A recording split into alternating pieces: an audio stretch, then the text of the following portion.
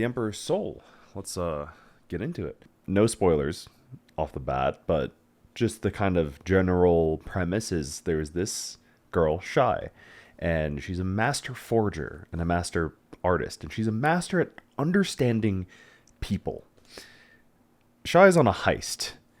Kind of. She failed a heist, and after this failed heist, she basically tried to sneak into an imperial palace, steal one of their most sacred relics, and then swap it with one of her own forgeries, one of her own recreations, because she's so good that she can basically fake it into people not even knowing that it was the fake, even the professionals. But she's caught and sentenced to death.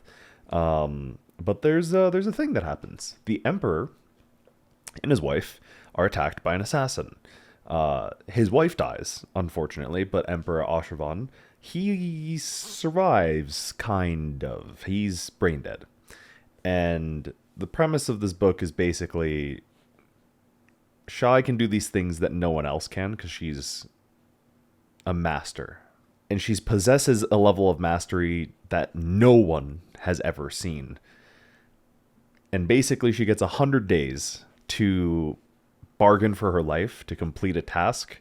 Otherwise she dies. Or, she has to use the 100 days to find a way to escape. But the 100 days is basically there to say, you have to create nothing less than an impossible masterpiece. So, real quick, I read this after I caught up with most of the mainline stuff. So, Stormlight, Mistborn Era 2, like, all that stuff. So, I read this after all of that, and sheesh, I kind of wish I read it in its intended position, I think. Well, I kind of blew through Era 2. The last video I put on here, I said I was going to review Era 2 books, but I ended up traveling for 4 weeks, and, well, I read them so dang fast that I should have taken better notes on them, essentially. Well, okay, now we head into the spoiler section. Enough tangenting. I am in love with this novella. This is really a book between someone who's like a master craftsman and someone who's grown up learning how to lie and how to thieve, contrasted with someone who has been able to also influence people throughout their entire lives, but kind of just by being a genuine, honest force pushing at people's backs. So this person, who I'm talking about, Gautana, I don't know what it's pronounced like, but he basically has lived his entire life genuinely. He's the other side of Shai's coin. He's able to influence people in his life through this sheer force of being a genuine person.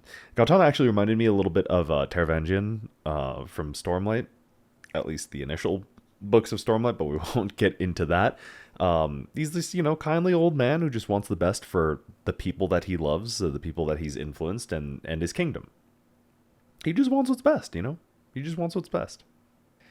He just wants the best for someone who he basically raised like a son and now has to watch for the next 100 days be brain dead in his bed, staring at the ceiling, not able to talk, not able to see it. It's like a horrifying...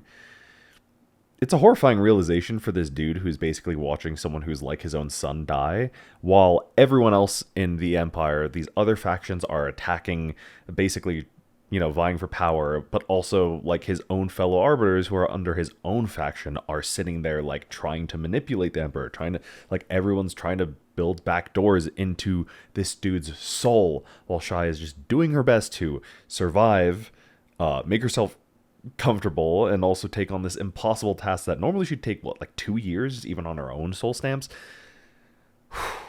And now she has to do this shit in 100 days. God damn, what a boss. But this character Shai is basically the definition of pressure makes diamonds, because god damn, it made this master into a grandmaster, even more of a master.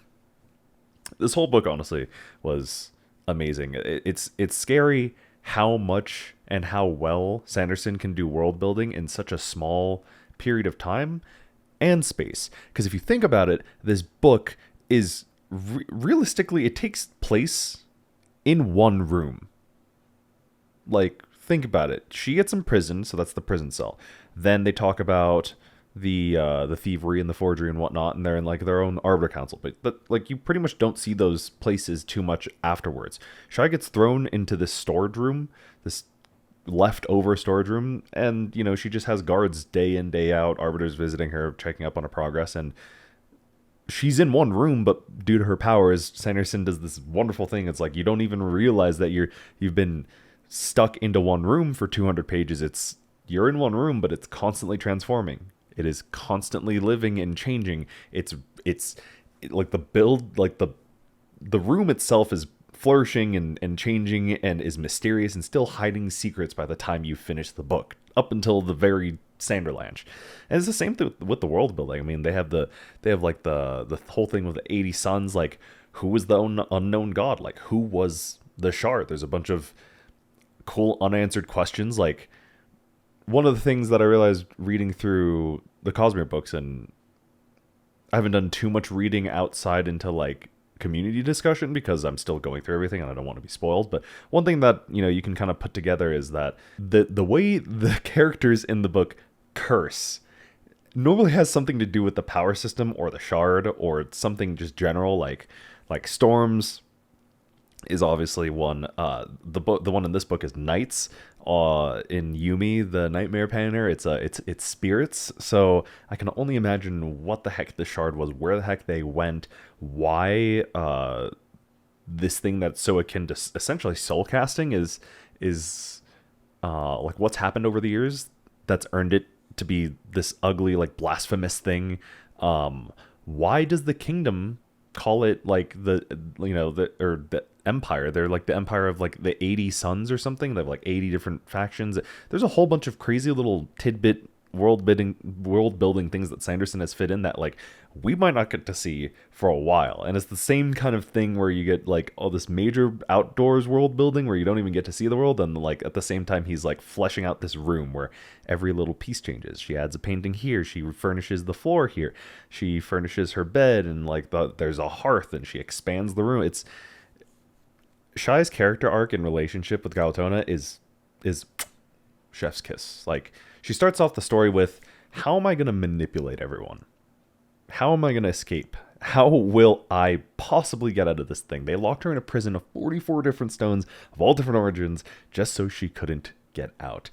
And she understands that the key is this old arbiter Gaotona who knows everything, who knows everyone, but there's something weird about him. She's still trying to figure out him and play his game.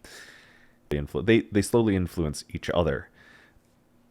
And he just constantly throughout the book gives her this disappointing but like honest and loving, caring old like grandpa or like father figure-ish like look of this disappointment, and like, you have so much potential, you could be doing so much better, like what are you doing with your life? And she's Shai, she's a master, she knows all this stuff. She every time she's close to planning to leave, she's like, this thing I'm doing, like no one else can do this. Like she turns back. She wants to stay true to herself being an artist, like a craftsman or craftswoman. And like she becomes genuine and like really dedicated to her art. And I think it's both inspired by like her initial like thing was, I'm going to swap and steal this moon scepter thing because then everyone's going to look at it and not even know it's a fake. But now she has this even more impossibly bigger task where she has this, I'm going to recreate the soul of someone and no one's even going to know. Like this is going to affect this entire empire and no one will know except for the select few people. And by the end of it, funnily enough, it's like Gaotona, she's teaching him like everything about soul stamps and carving and etching and understanding people.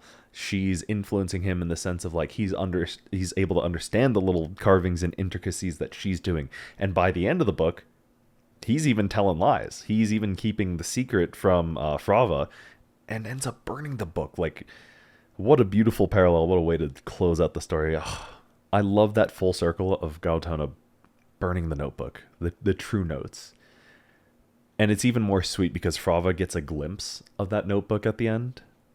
And she's like, you can tell she's like, what the hell is this? Like, I'll find a way. There's a back door into this emperor. Like, there's some way I'll do this. But that burning of the book is this beautiful full circle of like, it's this lie and this secret that the two of them essentially forged together throughout the book. I mean, he is her test subject, and she is his prisoner.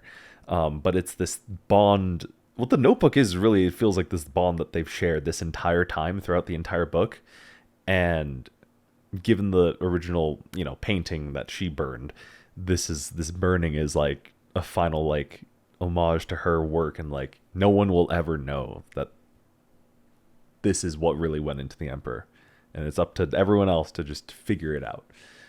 Okay, let's talk about the original prologue. Holy crap, like I finished the book, wrote out these notes, and then went back to read the original prologue. My mind was blown, because the entire time I'm like, when is a Condor going to show up? When is Hoyd going to show up? When is some kind of world hopper going to show up? Someone is going to show up, and someone's going to explain something. Something's going to be very Cosmere-esque, and it never happened. Unless, I mean, it probably did, but I just didn't catch it. Like, there's probably some character off in the corner that's mentioned, and you know how Sanderson does, but not until the very end. And not even like the end and then the epilogue end. It's like the cut prologue, and Sanderson clarifies what happened. That conversation is canonical. It just didn't work for the story. Because I agree. It's very much a kill your darlings moment, which he acknowledged in that. And wow, I was wondering how that Cosmere connection would come in. I'm really looking forward to Mistborn Era 2 spoilers from here on out, but I'm really looking forward to seeing how Hoyd reacts. I would love to see how Moonlight even got involved with the Ghostbloods at first, and I would love to see how someone like Gautona or someone from her past essentially would just react to what she did to herself at the end of the Lost Metal. Like, first off, what she was capable of, and then second, just that like giant slurp of investiture from the jar, stamp herself into a completely different being. Like, if there's anyone who could remind her soul of who she was, it would be Hoyd or Gautona. And I'm assuming that one of these her final like essence soul stamps, like that farm girl one, she probably replaced it. In fact, it's probably that same one that she used at the end of the Lost Metal, but she's probably done a bunch of tweaking to it.